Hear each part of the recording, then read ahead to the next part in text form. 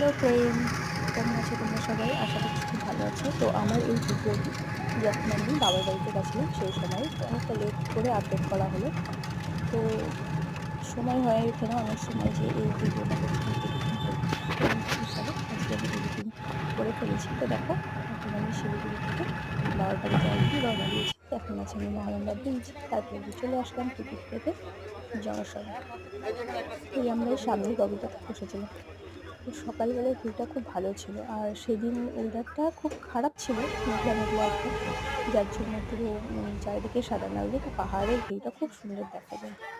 তো দেখো আমরা এখন ট্রেনের পথে চলছি। তো এখান থেকে হ্যালো ফ্রেন্ড, কেমন আছো তোমরা সবাই? আশা করছি খুব ভালো আছো। তো এই ভিডিওটি অনেকদিন আগেকার, একটু লেট করে এডিট করা হয়েছে জন্য ছাড়তেও দেরি হয়ে গেল। তো চলো ছোট্ট একটা ভিডিও তোমাদের সাথে শেয়ার করি বাবার বাড়ি যাওয়ার পথে।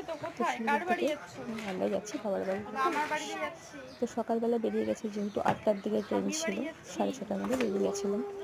তো মহানন্দা ব্রিজ আছে, এখান থেকে এখন জংশন যাবো, জংশন থেকে টিকিট কেটে চলে আসলাম ট্রেনের কাছে। তো এই সামনের ট্রেনটাতেই আমরা বসেছি। ওয়েদারটা খুব মেঘলা ছিল, আর কিন্তু বৃষ্টি আসবে আসবে ভাব নেই, কিন্তু আমরা ঢুকে যাওয়ার পরে প্রচণ্ড ঝমঝম বৃষ্টি আছে। দেখো প্রকৃতির চারদিকে বাগান দেখতে সত্যি খুব সুন্দর। আমার রাস্তা আর প্রিয় ছিল, ওরা অনেকটা পার করে গেছিলাম, তারপর ওরা উঠে দিল। অনেকটা ট্রেনের লোক হালকাও হয়ে গেছে, যার জন্য ও সুন্দরভাবে সিটে খেলতে পারছে।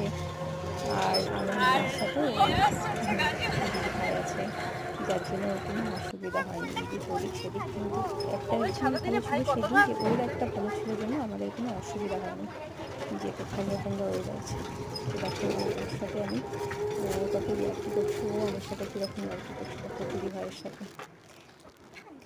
দেখো কিরম করছে দিদি ভাইয়ের সাথে, জিভ ভাঙাচ্ছে, দেখছে, খুব মজা করছে।